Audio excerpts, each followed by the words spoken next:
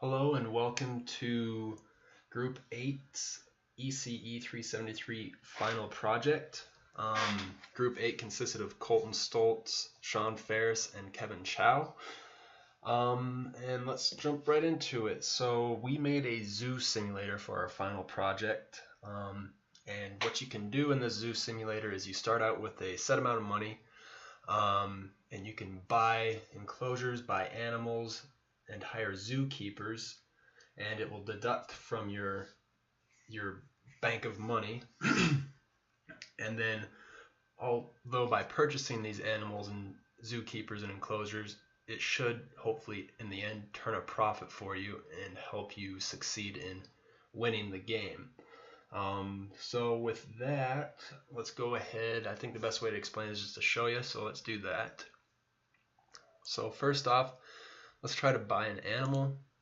That we cannot do because at first we do need an enclosure before purchasing an animal. So it checks that and finds that.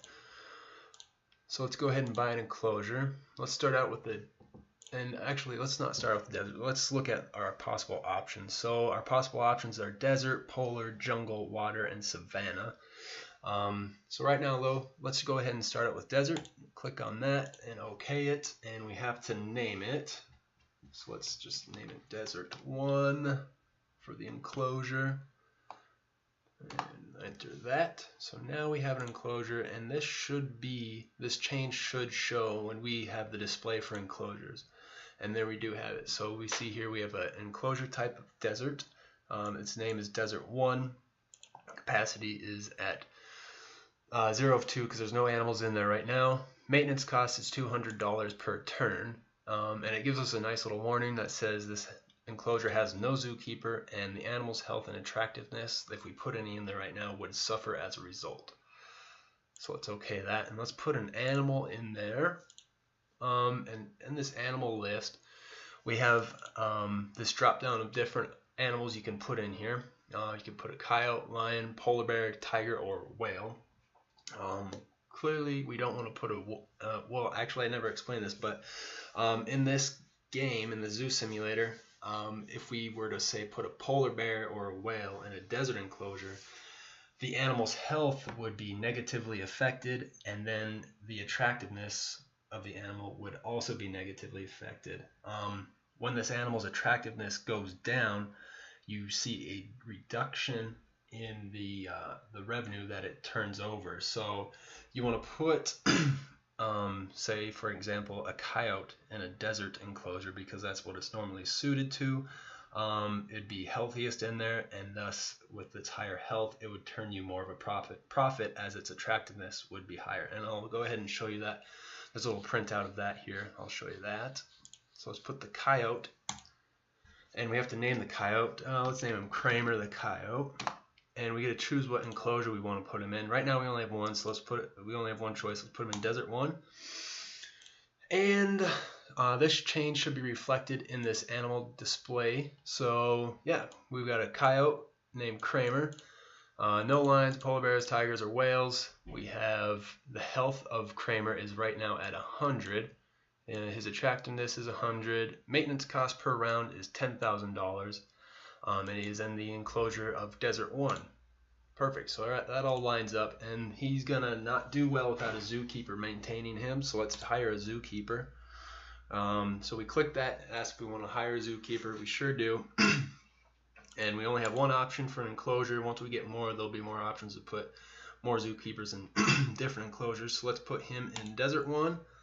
And you know what? Let's have a day and night shift for Kramer in his desert enclosure.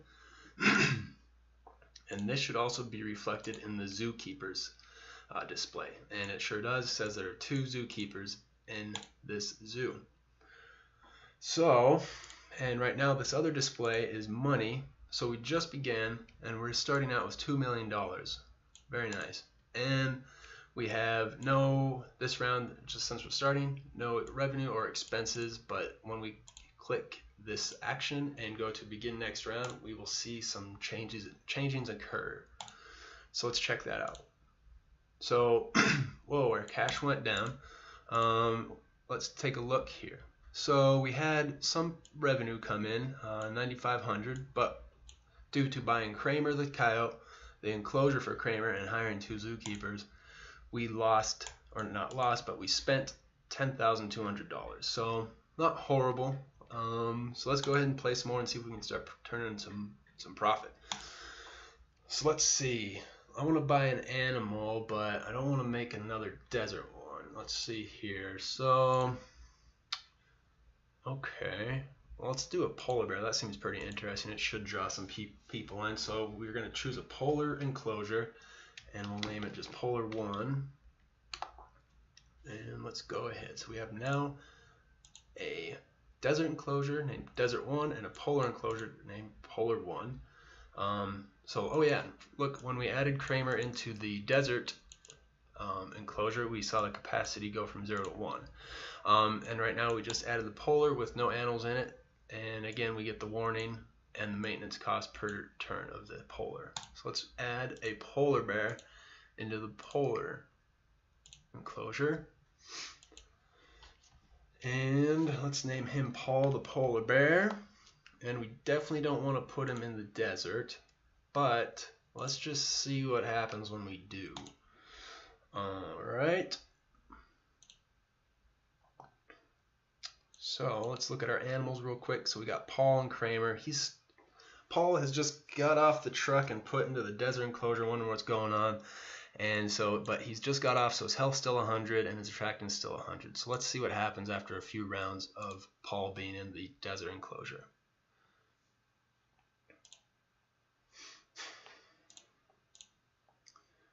Alright, so we did see some expenses, but we did actually see a higher revenue that last turn, which is nice. Let's see what's up with Paul, see what's going on with that health there. Ooh, not good. See, Paul has a health of 20 and his attractiveness has been negatively affected because of that. So that's hurting our zoo. So let's go ahead and see if we can move him back over to the polar enclosure. So we go to the action of, let me exit out of that. The actions here, and let's move the animal. We need to move Paul the polar bear. And we want to move him from the desert into the polar. Alright, so let's see if that took place here. Okay, and so we click enclosures display, and sure enough, let's see here, we don't have any zookeepers either for him, so let's do that. Let's hire a zookeeper. Let's hire a day and night crew for Polar 1.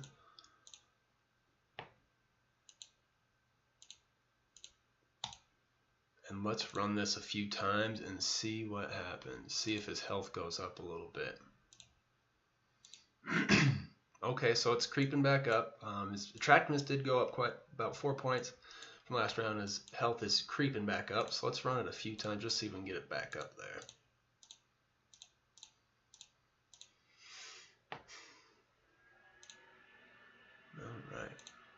Okay, so yeah, it's creeping back up. His attractiveness is going really good. And let's check in on Kramer. Kramer's at a 75 attractiveness, which is pretty good for a coyote. And then his health is excellent at 100.5. So let's see if we can add some more stuff to the zoo real quick.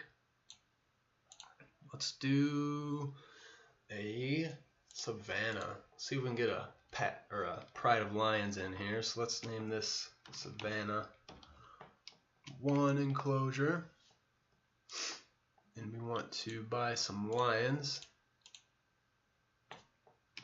Let's get Leo over here, put him in the savannah, get some zookeepers for it. Alright, day and night crew for the savannah as well. Let's buy another lion actually. Let's buy 2 or 3. What's another name for a lion?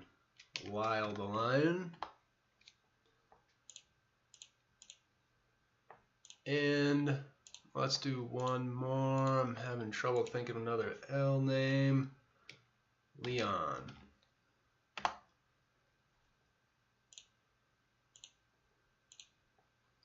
Okay, let's see.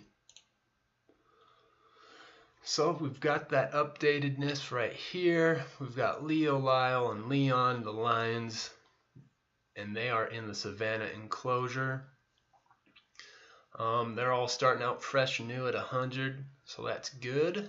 Okay, let's see. Let's run this a few times and see what happens.